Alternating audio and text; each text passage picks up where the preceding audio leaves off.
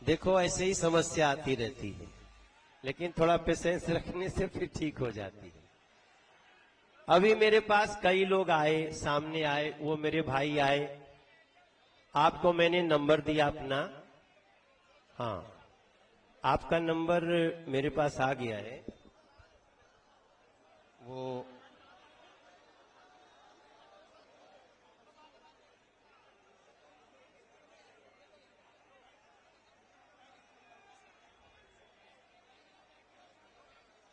आपको देखिए मेरा फोन आ रहा है, देखिए तो आ रहा है। हाँ, ये मेरा नंबर है, लास्ट में 87 होगा।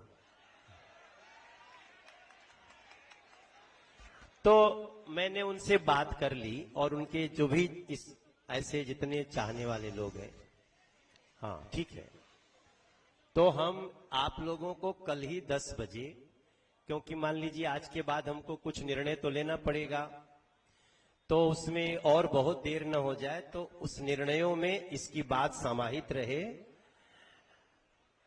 आपकी रेगुलेशन की बात भी मेरे पास आई, आप जो ये पीछे भैया खड़े हैं। अब मुझे 2-4 मिनट हमारी जो अभी तक की बात है समझ रहे हैं उसको आपसे शेयर करने दीजिए। देखिए, ये जो आप लोगों को एक पहले सूचना दे दूं मैं कि ढका गांव किधर है, इधर ही है ना, ढका सामने। छात्रावास की जो समस्या आती है, जिसके कारण आपको बहुत किराए पे जाना पड़ता है, बहुत सारे किराए लगते हैं, ब्रोकरेज भी बहुत लगते हैं, ये बात हमारे ध्यान में अभी 5-6 दिन के अंदर आई है। तो जो लोग भी मेरे पास गए थे, वो लोग जो बातें कहे हैं वो टैली हो रही है। अभी कभी कभी क्या होता है कि मेरे पास 5 लोग आ गए और 5 लोग ऐसी बात कर रहे हैं, बिल्कुल यहां से सब खत्म हो जाए, भाई साहब यहां कुछ नहीं होना चाहिए, सारी जनता परेशान है। तो मैं सोचता हूं, अच्छा चलो भाई, कैसे पता चलेगा कि सारी जनता परेशान। अब हमारे मुकेश गोयल, हमारे मोहन गोयल जी पहले जिलाध्यक्ष थे, ये सचिन मावी हैं, यही ये गांव है गोपालपुर, यहाँ रहते हैं, ये हमारी पार्टी के जिला के उपाध्यक्ष हैं। ये लोग कहते हैं भैया नहीं, यहाँ तो बहुत लोगों का रोजी रोजगार चल रहा है, और ये हमने कई फिल्में हमने देखी है मुखर्जी नगर पे बनी हुई। तो जहां भी मैं देश में जाता हूं, लोग हमें कहते हैं अच्छा अच्छा आप वहीं के सांसद हैं जहां मुखर्जी नगर है। तो मेरा भी अक्सर अधिकारी आते हैं, कहते हैं सर हम तो मुखर्जी नगर में बैठ के पढ़े हैं और अब मैं अधिकारी हूं, और आपने जैसा नाम लिया, और उस आपके बाद भी एक सर बोल रहे थे ना, है मणिकांत जी सबसे पहले बोले, और क्रिस्टोफर जी। अच्छा, क्रिस्टोफर जी आप ही हैं, बड़ा नाम है भाई तुम्हारा। अच्छा, और हमारे अखिल मूर्ति जी। चलिए, मेरा सौभाग्य नहीं हुआ पढ़ने का आप लोगों से, और मणिकांत जी आपसे तो मेरी भेंट होती रहती है। देखो भैया, मैं चाहता हूं कि मुखर्जी नगर जिस तरह से पहचान है उसको बनाए रखा जाए, इसको कोई डिस्टर्ब करने वाली शक्ति हमारे बीच में न आए। मैं इसका पक्षधर हूं।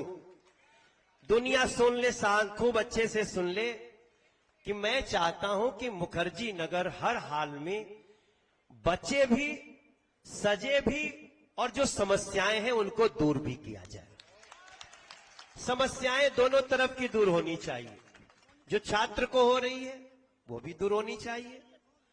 जो इसके कारण कई लोग हमारे ऐसे परिचित हैं जो कहते हैं देखो जी मेरे घर के बाहर इतनी भीड़ लगती है, लोग आते हैं, बहुत सिगरेट पीते रहते हैं जी, मेरा जीना दुभर हो गया। देखो, आज मुझे थोड़ा दिल से बोलने दो, तो मैं उन लोगों को भी कहता हूं अच्छा चिंता मत करो माता जी, बहन जी, मैं बात करता हूं, समाज में सभी लोग एक तरह के नहीं होते हैं। अब इन सारी चीजों पे हम आगे बढ़ने से पहले जो हमारी सबसे बड़ी समस्या है सीलिंग। अब भाई अभी तो हम और समस्या का निदान कर रहे हैं, आप कह रहे हो कि हम जड़ से काट देंगे। तो मैं आप लोगों की समस्याओं को देखता हुआ एक बेसमेंट को छोड़ के, बेसमेंट में कुछ घटना घटी है, हालांकि मैं उस पर भी डिस्कशन का समर्थक हूं, क्योंकि ऐसा तो है नहीं कि खाली बेसमेंट में लाइब्रेरी चलती है। अभी हमारे पास राजेंद्र नगर से कम 400 बच्चे आए। मेरा घर जो छोटा सा लॉन है सब भर गया। मैंने पूछा क्या है, बोले कि भाई साहब जब से बेसमेंट की लाइब्रेरी खत्म हुई और हम दूसरे लाइब्रेरी में गए तो जो लोग लाइब्रेरी का जो पैसा लेते थे वो डबल ट्रिपल कर दिए। ऐसा मेरे पास सूचना है। अब मेरा मन बहुत चिंतित हुआ, इसलिए इन सारी समस्याओं को भी उन लोगों को नोट करना चाहिए जो चाहते हैं कि उनका भी काम चले, छात्रों का जीवन भी अच्छा से चले और दिल्ली एक बहुत बड़ी सेंटर है वो बनी रहे। कई बार मैं देखता हूं कि राजेंद्र नगर में जो नहीं हो रहा है वो मुखर्जी नगर में हो रहा है। मैं ऐसा देख रहा हूं कि आपने कहा भी कि कोई अधिकारी ऐसे आ जाते हैं जो कि जीना दूभर कर देते हैं, तो अभी मुझे कुछ अधिकारियों की क्या हो गए दो सॉरी भैया क्या हुआ, इसको संभाल के रखना। अब देखो अंदर वाला निकल जाता है। भोजपुरी हमारी भाषा है। आप कितने लोग भोजपुरी जानते हो? अरे रामा रामा, बहुत बहुत धन्यवाद। तो का माई के भाषा अभी आवत रही, रास्ता में हमारे भाई हमसे बतियावत रही तो निकल गए। जो अधिकारी नियमों का बिना ध्यान दिए या कोर्ट के गलत इंटरप्रिटेशन करके जिन लोगों ने आपको तकलीफ दिया है उसको 24 घंटे के अंदर सजा देंगे, ये आप याद कर लीजिए। 24 घंटे के अंदर। यहां से मैं हमारे राजा इसको नोट करो, अगर कोई भी व्यक्ति जो गलत इंटरप्रिटेशन करता है, क्योंकि मुझे एक कागज दिखाया गया है जिसमें कहा गया, कोर्ट ने पूछा जरा बताइए ऐसी कितनी जगह है, जैसे यही एक बिल्डिंग है ना जहां आग लगी थी, अब लगी। जिस दिन मैं आया था मुझे बहुत आप लोगों ने रगड़ा, कई लोग तो इतना रगड़े कि कुछ लोग हमको बोले अरे तो झूठे पगला है, भाग ना, क्या जरूरत है। हमने कहा नहीं भाई अभी गुस्से में हैं लोग, छात्र हैं, तो उनको हमें सुनने दो। फिर हमको अंदर लोग ले गए, चलो अंदर चलो, देखो वहां बहुत सारे लोग। तो मैंने डीसीपी के साथ, अब कुछ लोग कहते थे हमें भी ले चलो, मैं कहा भैया मैं तुम्हारा प्रतिनिधि हूं ना यार, आप मेरे पे भरोसा करिए, कर सकते हैं।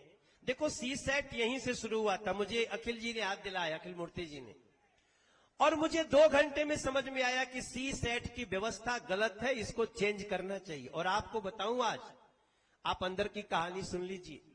जब पहली बार हमने उसको अपने मंत्री के पास रखा तो उन्होंने क्या कहा, अरे भाई साहब 200 आदमी की समस्या है, क्या है इतना टेंशन लेते हो। हमने कहा 200 नहीं, वो 200 पद हो सकते हैं, 800 पद हो सकते हैं, उसमें भाग लेने वाले 2-2 करोड़ लोग हैं सर।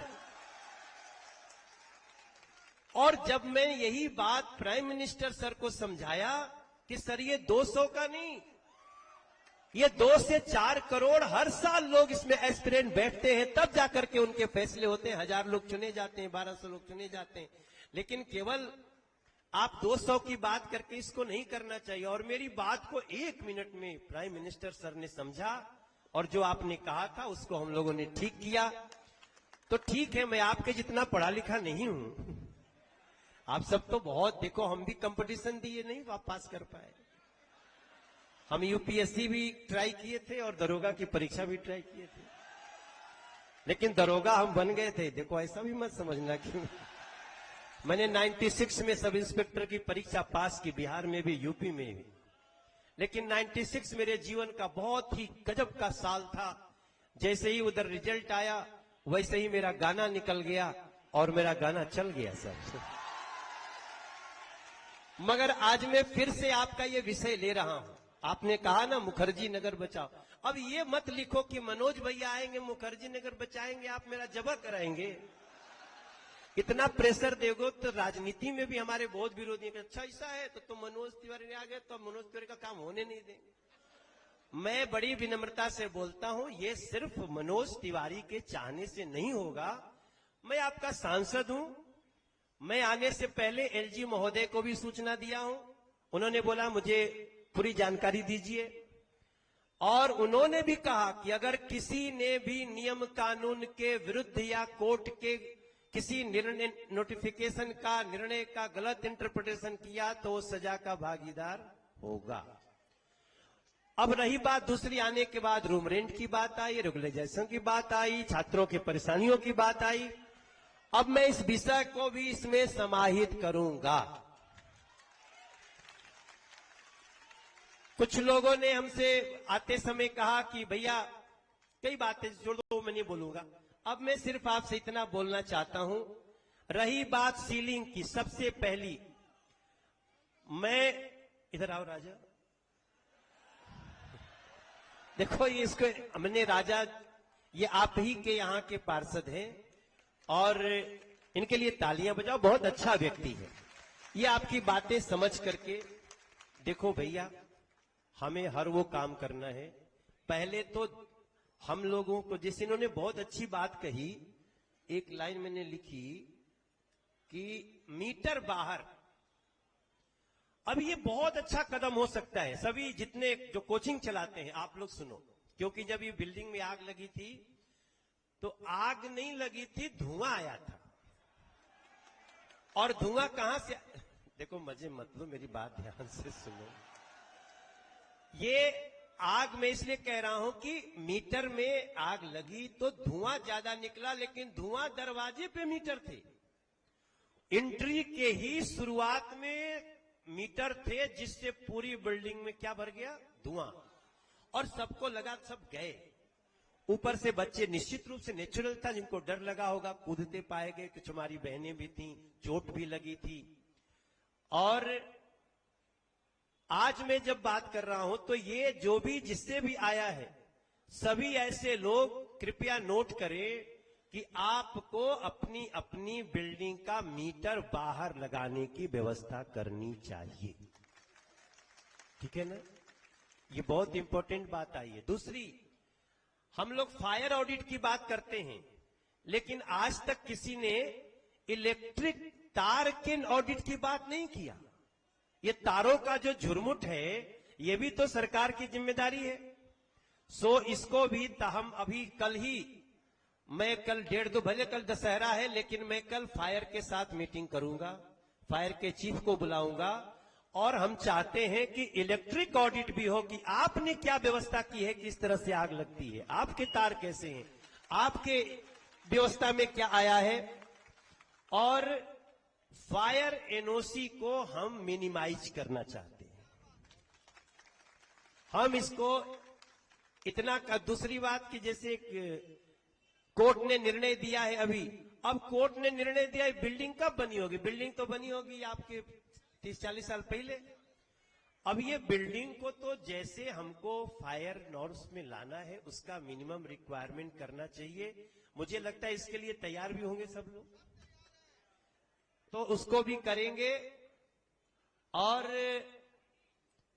इसको ऐसे करके हमारी कोचिंग भी चलती रहे और हमारे बच्चों के जो अलग अलग उनकी बातें हैं, उनकी समस्याएं हैं, उनके लिए भी देखो कोचिंग सेंटर को हमारे साथ बैठना पड़ेगा। जो बच्चों की समस्याएं आ रही हैं, उनके लिए भी हम सबको साथ बैठना ही पड़ेगा। तभी हम दोनों मिलके, एक पटरी पे रेलगाड़ी नहीं चलेगी। हाँ, मैं कर रहा हूं। क्या नाम है आपका? आरती। मैं करूंगा, मैं आपसे बात किया, आप सबसे बात करूंगा। अभी तो मैं इन लोगों की बात से, और जब तक ये नहीं होता है, कोई भी सीलिंग इस क्षेत्र में नहीं होनी चाहिए।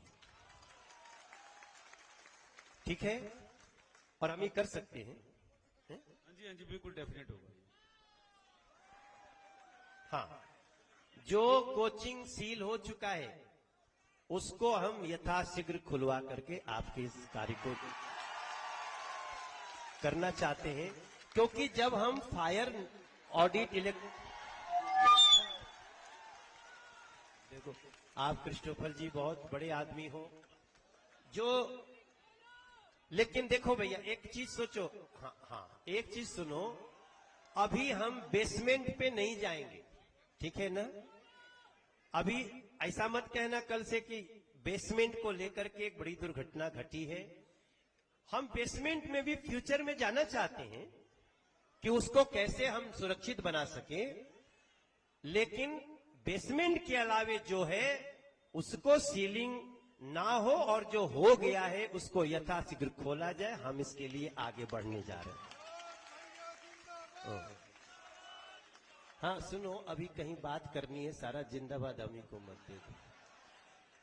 ये समस्या को हम दूर करेंगे और मैं इनके अलावे, हाँ ठीक है, इन्होंने एक लाइब्रेरी की बात करी मेरे द्वारा। अब देखो इसमें थोड़ा मुझे वर्कआउट कर लेने दीजिए, क्योंकि मुझे इसके लिए कहीं बिल्डिंग चाहिए और फिर हमारा बजट तो यूज हो सकता है। लेकिन एक बात बड़ी अच्छी आई कि भैया जो लोग रहते हैं ना हमारे पास, कहते हैं ये लोग वोटर नहीं है, तो वोटर तो बन ही जाओ यार, जहां रहते हो। आजकल बहुत अच्छे से वोट बनता है, वोट बन जाना चाहिए। मगर इससे हमारा कोई लेना देना नहीं है। हमारी पूनम थोड़ी देर पहले पूछ रही थी हमसे, भैया ये सब लोग वोटर हैं क्या? हमने कहा ये मैं नहीं जानता, लेकिन मैं इनका सांसद हूं, ये मुझे पता है। आप मुझे हुट करोगे, आप मुझे डांटोगे, तो भी मैं सांसद हूं आपका। और तीसरी बार मुझे बना दिया, तो मैं यहाँ के भी जो लोग रेसिडेंट्स हैं अभी उनसे भी बात करने वाला हूं। आप महेंद्र जी को नहीं सुन रहे थे ध्यान से, he is very important person. Mahendra ji, Ajay ji, ये अजय जी हैं, ये यहाँ के जो लोकल लोग हैं ना, जो रेसिडेंट्स। अब आपने उनके सामने कह दिया रेंट वाली बात, तो अब तो बात होगी भाई, इस पे बात डिस्कस करते हैं। और निश्चित रूप से कहते हैं ना कि कौन कहता है आसमां में सुराख नहीं हो सकता, एक पत्थर तो तबीयत से उछालो यारो। आपने कान में बात दी है, हम इसका निदान करने के लिए पूरा जी जान लगा देंगे। और मेरा विश्वास कहता है हम सफल होंगे। हम आपको राहत देने में भी सफल होंगे, हम रेगुलाइजेशन में भी सफल होंगे। कोचिंग में भी जाना चाहिए तो उनको क्या लेना चाहिए, इसका भी एक सिस्टम होना चाहिए। ये नहीं कि खुला हो कोई भी कुछ भी कर दे, इसका भी हमें बात करना पड़ेगा।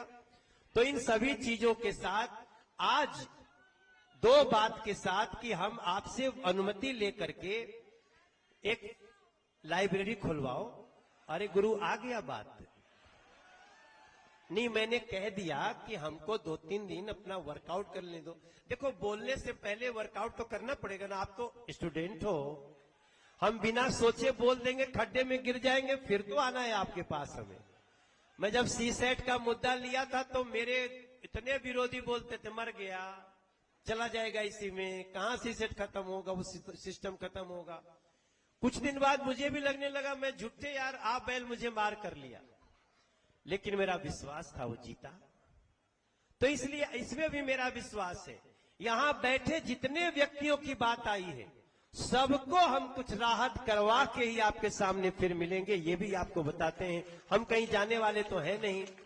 तो आज कल दुर्गा पूजा है, दुर्गा पूजा की बहुत बहुत आप सबको बधाइयां। बेसिकली मैं देखना चाहता था कि ये समस्या सच में कुछ लोगों की है या बस 10 लोग आकर के बात करते हैं।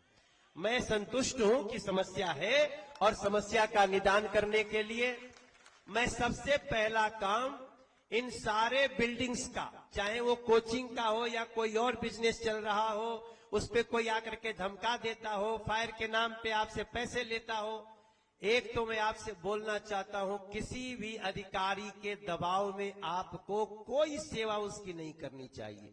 आप हमें बताइए, ये देश में नरेंद्र मोदी की सरकार है सर, और मैं आपसे दिल से बोलता हूं, बस सूचना हमारे पास आने दो।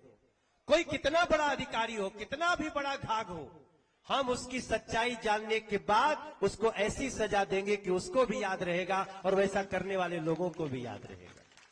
तो मेरा इस भावना के साथ, ये चूंकि नेता प्रतिपक्ष एमसीडी है, मालूम है कि नहीं? आप नहीं मालूम था?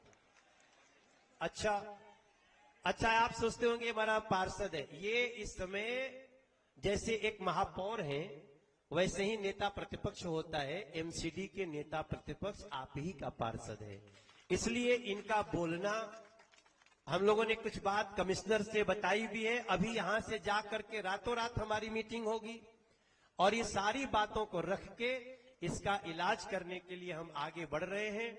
जो भैया लोगों ने मेरा नंबर लिया, आप कल 10 बजे आ सकते हो तो अच्छी बात, मैं इंतजार करूंगा, क्योंकि मैं 2 बजे के बाद थोड़ा सा जाऊंगा रावण को फोड़ने। आप भी फोड़िएगा, दशहरा ग्राउंड में भी आएंगे हम यहां भी। तो आज की हमारी बात इतनी है। मुझे लगता है कि मेरी बातों से आपको कुछ तो इशारा मिला होगा कि हम क्या करने वाले हैं। समस्याएं आती हैं जाती हैं। कई लोग ऐसे भी होंगे जो किसी हमारे विरोधी ने कहा जाओ थोड़ा सा गड़बड़ी करके आओ, ऐसे कुछ हो जाते हैं। अगर ऐसे भी कुछ हो तो देखो, मेरा मन साफ है दोस्तों, मैं किसी का भी शत्रु नहीं हूं। मैं व्यवस्था बनाना चाहता हूं और हमारा रूल रेगुलेशन के तहत ही सारा काम करेंगे, ये आपको हम विश्वास दिलाते हैं। इसी के साथ मैं अपनी वाणी को देता हूं विराम। आप सभी को बहुत बहुत बधाइयां। और इसके बाद कुछ कहना हो तो क्रिस्टोफर राजा कुछ कहना चाहते हो कि राजा जी?